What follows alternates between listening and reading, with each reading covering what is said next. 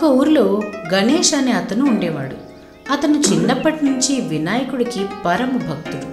ప్రతి సంవత్సరం వినాయక చవితికి తన స్నేహితులందరితో కలిసి ఊర్లో పెద్ద విగ్రహం పెట్టి 9 రోజుల పాటు పూజలు చేసి భారీ ఎత్తున నిమజ్జనం చేసేవాడు. ఎప్పట్లెక్కనే ఈసారి గుడుక పెద్ద విగ్రహం తెచ్చి ధూమ్ధాం చేయాలి పండుగ. అరే, పక్కురోళ్ళు 10 అడుగుల విగ్రహం తెచ్చురట. మనం 30 అడుగుల విగ్రహం తెద్దాం. లాస్ట్ నాడు డీజే పెట్టి ఊరంతా తిప్పి మళ్ళా ఏడాదిదాకా యాదుండేటట్టు చెయ్యాలి. చేద్దాం. మొదలైతే ఆ మండపం జాగా సాఫ్ చేద్దాం నడుర్రి. అందరూ కలిసి వాళ్ళు ప్రతి సంవత్సరం విగ్రహం పెట్టే చోటుకు వచ్చి క్లీన్ చేస్తూ ఉండగా మాధవ్ అనే అతను వచ్చి, రే ఏం చేస్తున్నారా ఈడ? కనిపించలేరా? గడ్డి వీక్తున్నాం. నాకు బాగానే కనిపిస్తుంది కానీ ఇదేమన్నా మీ అయ్య జాగిరారా? నడువుర్రి బయటికి. లేకపోతే మీ అయ్య జాగిరా? అవురా, ఇది మా అయ్య జాగిరే. ఈ 100 గజాల జాగా మా అయ్యది. ఇంట్లో గడ్డి వీకినా ఇంకేం చేసినా అది నేనే చేయాలి. ఇగో గత 30 ఏండ్ల సంధి ఇడ మేము గణేష్ని నిలబెడుతున్నాం. మీ నాయన్నే ఈ జాగా మాకు గణేషుని పెట్టుకునేందుకు ఇచ్చిండు. మేము ఏం చెల్లి ఓము పోకపోతే ఊరుకుంటాం, మరి మనుషులను పెట్టి నొక్కిస్తా అని ఇద్దరు గొడవ పడుతూ ఉన్నారు. ఆ ఊరి పెద్దలందరూ అక్కడికొచ్చి, ఏందయ్యా మీ లొల్లి?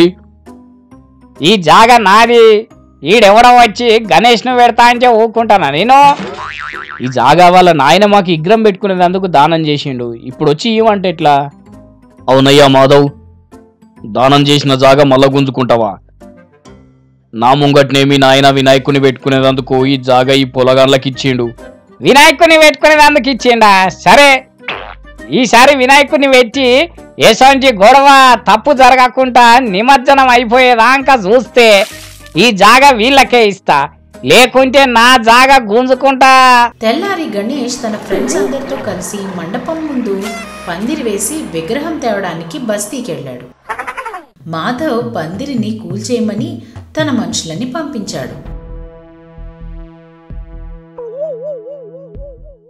మండపం దగ్గర వినాయకుడు ప్రత్యక్షమై పందిరి కూల్చడానికి వచ్చిన వాళ్ళని వాళ్లలో వాళ్లే కట్టుకునేలా చేసి అక్కడి నుంచి పంపేశాడు.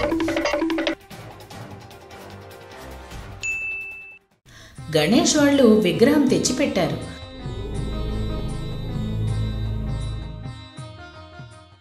తొమ్మిది రోజుల పాటు మాధవ్ ఏదోలా వీళ్ల పూజల్ని చెడగొట్టాలని, గొడవలు చేయాలని చూస్తూనే ఉన్నాడు.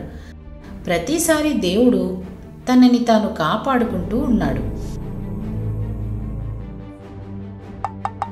అలా చివరి రోజు రాత్రి మాధవే స్వయంగా వచ్చి, నా జాగా నాకు కాకుండా చేద్దామని చూస్తారా? చెప్తా.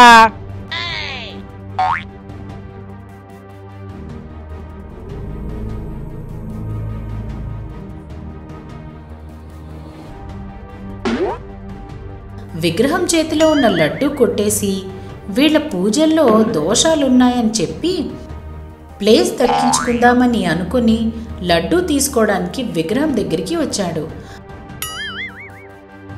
లడ్డు ముట్టుకున్నాడో లేదో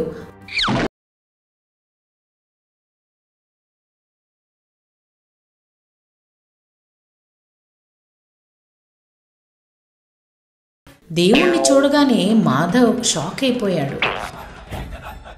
వినాయకుడు తన తొండంతో మాధవ్ని లాగి పెట్టి కొట్టాడు. దాంతో మాధవ్ ఎగిరి 4 సముద్రాల అవతల పడ్డాడు. గణేష్ వాళ్ళు భారీ ఎత్తున ఊరేగింపు చేసి వినాయకుడిని నిమజ్జనం చేశారు. వాళ్ల పూజల్లో ఎలాంటి పొరపాట్లు లేవు. అందుకనే మాధవ్ మళ్ళీ రాలేదని అందరూ అనుకున్నారు. ప్రతి సంవత్సరం అదే చోట వినాయకుడిని పెడుతూ ఉన్నారు.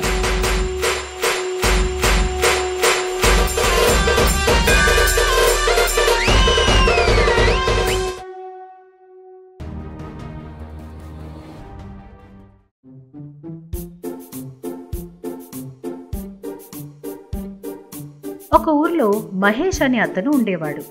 పుట్టుకతోనే ధనవంతుల బిడ్డ. అతను ఒకసారి సిటీ నుంచి మాట్లాడే పక్షిని తీసుకుని వచ్చాడు. దాన్ని పంజరంలో పెట్టుకుని చాలా బాగా చూసుకునేవాడు. అయితే మహేష్ ఇంట్లో పనిచేసే వీరు మహేష్ ఆ పక్షి దగ్గర లేని టైం చూసి, ఆహా, ఏమున్నది పిట్ట, దీని ఈకలన్నీ వీకి ఉప్పు కారం వేసి పొయ్యి మీద కాల్చుక తింటే ఏమన్నుంటదా అంటుంటేనే నోరూరుతున్నది. ఊరుతుంది ఊరుతుంది, ఈ సంగతి మీ సార్కు తెలిసిందంటే నీ ఉద్యోగం ఊడుతుంది. అంతలోనే మహేష్ అక్కడికి వచ్చి, అరే అక్కడేం చేస్తున్నావు? అయ్యా, అది చిలుకకు నీళ్లు పెడుతున్నా. నేను పెడతాగాని నువ్వు. వీరు అక్కడి నుంచి వెళ్ళాడు. మహేష్ పక్షి దగ్గరికి వచ్చి నీళ్లు పెట్టి కొన్ని గింజలు దాని ముందు వేసి, నువ్వివి తింటూ ఉండు, నేను అట్లా పక్కూరు రాంక పోయొస్తా, బాయ్. అతను వెళ్ళగానే వీరు మళ్ళీ పక్షి దగ్గరికి వచ్చి, ఏమన్నావు? నా ఉద్యోగం ఊడుతుందా? నిన్ను సంపుక తిన్నది నేనే అని తెలుస్తనే కదనే నా ఉద్యోగం ఊడేది. ఏం చేస్తున్నావురా? ఇవాళ నిన్ను వదిలేదే లేదు. చేత్తో కత్తి నూరుతూ పక్షి దగ్గరికి వచ్చి దాని పంజరం నుంచి బయటకు తీసి ఇంటి వెనక్కి తీసుకెళ్లి దాని గొంతు కోస్తూ ఉన్నాడు.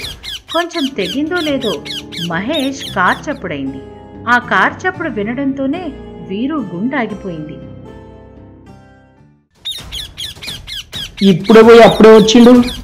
ఇప్పుడు ఈ పక్షిని నా చేతిలో చూసిందంటే సచ్చింది. ఆ పక్షిని గోడవతల పడేసి లోపలికొచ్చాడు.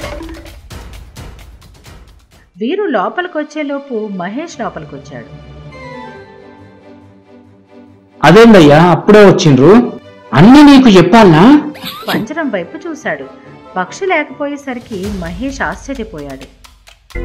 పక్షేజిరా? ఏమో అయ్యా, నాకు తెలియదు. మహేష్ ఇల్లంతా వెతికాడు. ఇంటి చుట్టూ చూశాడు. ఎక్కడా పక్షి కనిపించలేదు. పక్షి కనబడకపోయేసరికి చాలా బాధపడ్డాడు. సగం ప్రాణాలతో గోడవతల పడ్డ పక్షి మెల్లమెల్లగా మహేష్ కారు దాకా వచ్చి చచ్చిపోయింది. 2 రోజులు గడిచింది. మహేష్కి పక్కూరు వెళ్లాల్సిన పని పడింది. తన కారులో వెళ్తుండగా సడన్ గా ఆ కార్ డోర్స్ తెరుచుకుని రెక్కలుగా ఆడిస్తూ గాల్లో ఎగురుతూ ఉంది.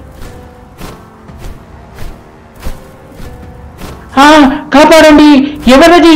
అమ్మా, హెల్ప్! భయపడకు, నేను నువ్వు పెంచుకున్న పక్షిని. వీరు తనని ఎలా చంపాలనుకున్నాడో అన్న విషయం అంతా చెప్పింది. అంతా విన్న మహేష్, వాడంత పని చేసిండా? వాణ్ణి ఏం చేస్తానో చూడు. నువ్వేం చెయ్యకు, వాడిని నాకు వదిలేయి. ఇప్పుడు ఇంటికి పోయి నేను చెప్పినట్టు చెయ్యి, ఆ తర్వాత అంతా నేనే చూసుకుంటా. మహేష్ అలాగే అని ఇంటికి వెళ్ళాడు. వీరా, బండిలా పెట్రోల్ కొట్టించుకురారా. వీరు కార్ దగ్గరికి వచ్చి డోర్ ఓపెన్ చేస్తుండగా ఒక వింత శబ్దం వచ్చింది. అది విని, కార్లో ఏముంటది, ఏసీ వేసుకొని హ్యాపీగా పోతా. కార్ స్టార్ట్ చేసుకుని బయలుదేరాడు. అతను అలా వెళ్తూ ఉండగా ఒక్కసారి అద్దంలో చూశాడు. అద్దంలో అతనికి పక్షి కనిపించింది. భయపడి ఒక్కసారిగా కార్ ఆపి వెనక్కి చూశాడు.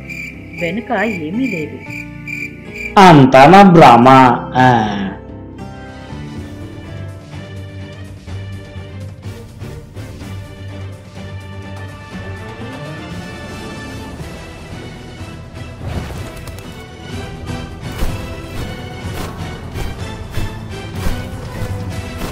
నన్నేం చేయొద్దు, వదిలేయి. నువ్వు నన్ను వదిలినావా? ఉప్పు కారం వేసుకొని తింటా అన్నావు కదరా. ఇదో ఈ సముద్రంలో చాలా ఉప్పు ఉంది, తినుకో.